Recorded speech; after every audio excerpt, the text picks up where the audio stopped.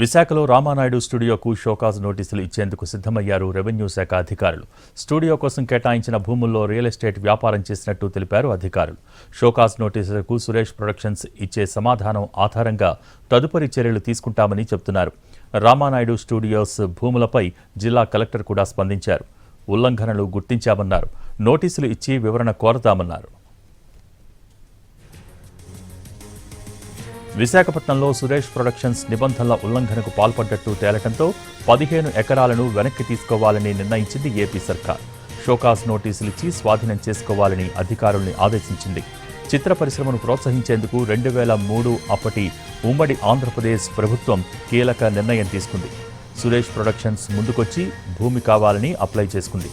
అనేక పరిశీలనల తర్వాత విశాఖ భీమునిపట్నం బీచ్ రోడ్డును ఆనుకుని మధురవాడలో సర్వే నంబర్లు 336/P-లోని 34.44 ఎకరాలను కేటాయించింది. ఎకరా 5,22,000 రూపాయల చొప్పున నిర్ణయించి సురేష్ ప్రొడక్షన్స్కు ఇస్తూ జీవో నెంబర్ 963ను జారీ చేసింది. ప్రభుత్వం కేటాయించిన భూముల్లో సగభాగంలో ఫిల్మ్ స్టూడియో నిర్మాణం జరిగింది. ప్రస్తుతం ఈ భూముల మార్కెట్ విలువ 500 కోట్లని అంచనా. నిబంధనల ప్రకారం రామానాయుడు స్టూడియోలో సినిమా సంబంధిత వ్యవహారాలు జరగాలి. కానీ సురేష్ ప్రొడక్షన్స్ నిబంధనలకు గాలికి వదిలేసి రియల్ ఎస్టేట్ వ్యాపారం చేసింది. భూములు వాస్తవ స్థితిని మార్చేయటం, రియల్ ఎస్టేట్ కోసం లేఅవుట్ వేయటం పూర్తి స్థాయిలో నిబంధనలకు విరుద్ధమని రెవెన్యూ అధికారులు రిపోర్ట్ ఇచ్చారు. దీంతో భూములు వెనక్కి తీసుకునేందుకు చర్యలు చేపట్టింది సర్కార్.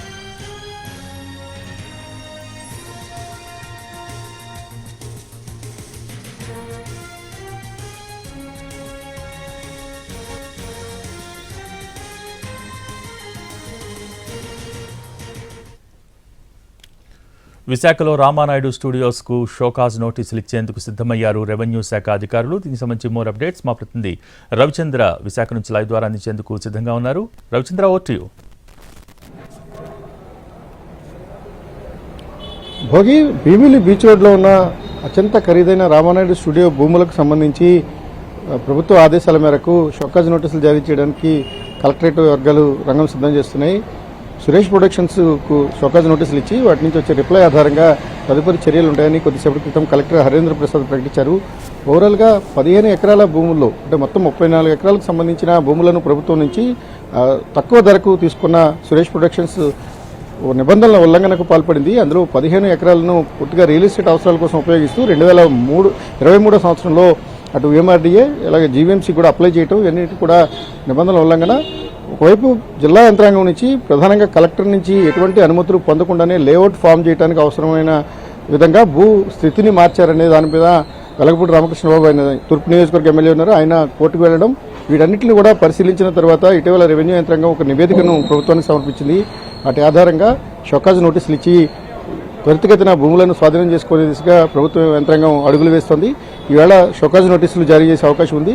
షోకాజ్ నోటీసులకు రామానాయుడు స్టూడియోస్ అంటే ప్రధానంగా సురేష్ ప్రొడక్షన్స్ ఇచ్చే రిప్లై ఆధారంగా తదుపరి చర్యలు ఉంటాయని కూడా కలెక్టర్ చెప్తున్నారు. Bhogi, thank you Ravichandra.